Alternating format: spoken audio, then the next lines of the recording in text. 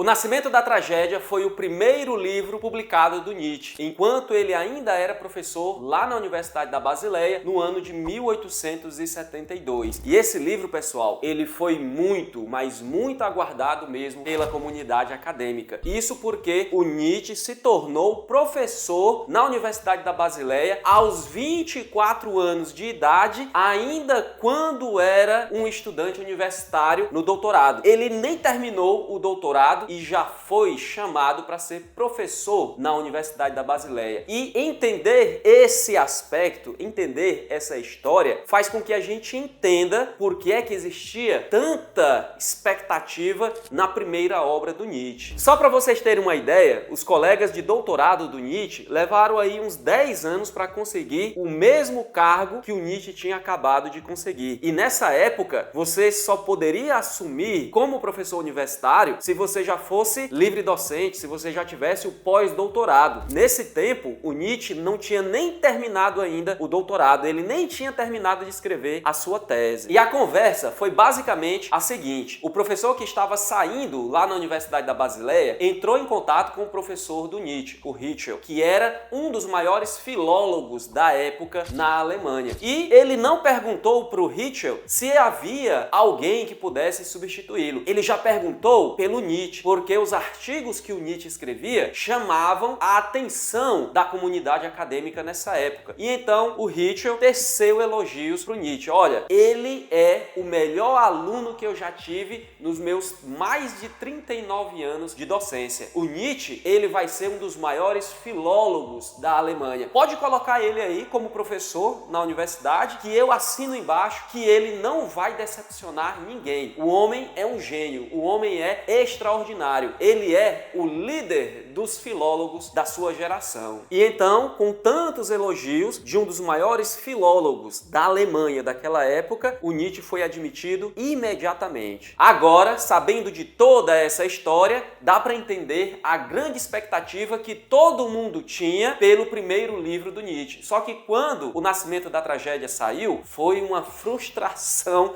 tremenda. O Ritschl quase morre de vergonha. Ele passou aí uns 3, 4 meses para comentar O Nascimento da Tragédia do Nietzsche. E ele mesmo falou que ficou muito decepcionado porque não era nada daquilo que o pessoal esperava. Isso porque O Nascimento da Tragédia era uma obra amplamente especulativa e sem referência nenhuma. A obra, para ser uma obra acadêmica, para ser uma obra científica, ela não tinha nem uma nota de rodapé, nem uma referência bibliográfica.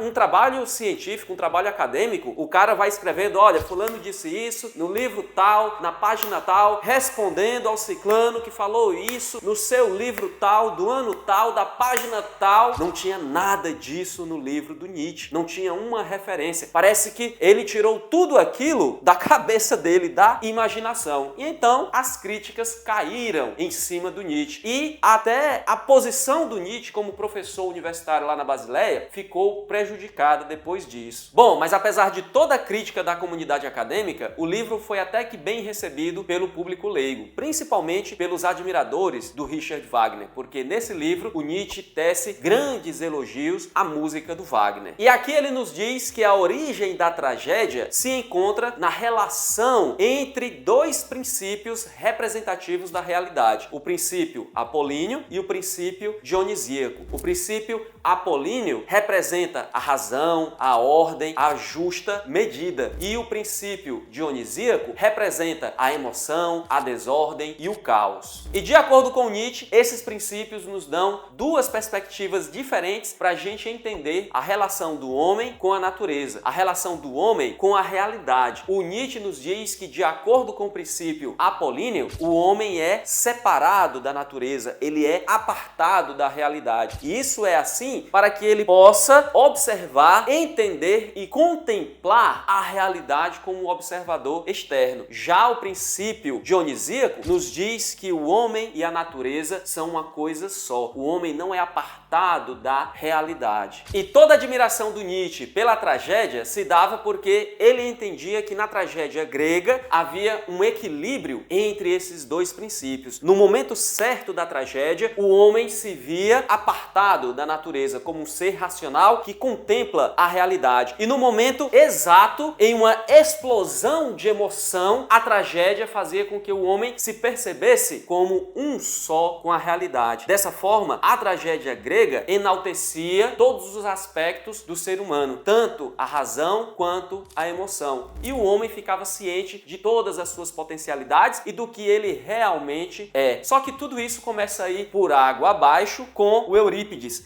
O Eurípides, ao enaltecer muito o princípio apolíneo, acaba com a tragédia grega. O Eurípides, de acordo com Nietzsche, tenta escrever peças muito inteligentes e então dar muita vazão ao princípio apolíneo e esquece o princípio dionisíaco, esquece a emoção. E o Eurípides começa a escrever peças dessa maneira porque ele foi influenciado por quem? Pelo Sócrates. O Nietzsche reconhece que o Sócrates é um ponto de inflexão na história da filosofia, na história da cultura ocidental. Só que essa importância do Nietzsche não é uma importância positiva. De acordo com o Nietzsche, ela acabou com a nossa cultura. O Nietzsche nos diz que o Sócrates, ele valoriza de uma maneira irracional a razão, como se o homem também não fosse um ser emotivo. E dessa maneira, a partir do Sócrates, nós temos um grande desequilíbrio entre esses dois princípios representativos da realidade. E isso vai afetar a cultura ocidental de uma forma desastrosa. Isso desemboca na modernidade no culto moderno ao homem racional. Toda a moralidade moderna, ela é baseada no fato de que o homem é um ser racional e esquece totalmente características fundamentais da natureza humana, como, por exemplo, a vulnerabilidade e a mortalidade. A nossa moralidade, ela é construída como se o homem fosse praticamente um Deus,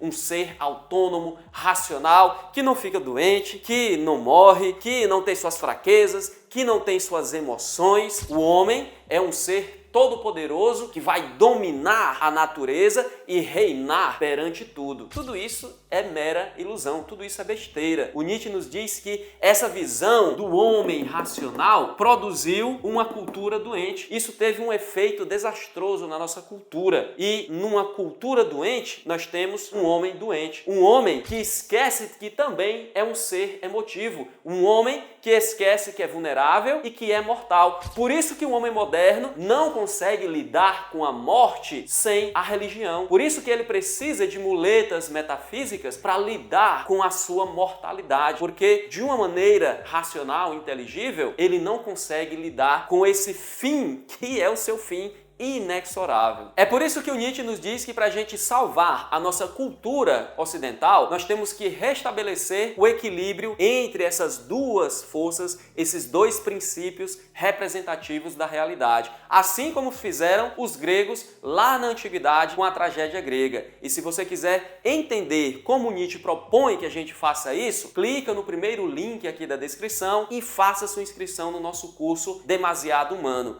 Lá nós abordamos, além do nascimento da tragédia, todas as outras obras do Nietzsche no contexto da sua vida e da cultura alemã e europeia do século XIX. Assim você entende de uma vez por todas o real significado da filosofia desse grande pensador. Então, não perde tempo, clica no primeiro link aqui da descrição e faça agora a sua inscrição. Qualquer coisa, qualquer dúvida, coloca aqui nos comentários. Eu vou ficando por aqui, um grande abraço e a gente se vê lá nas nossas aulas.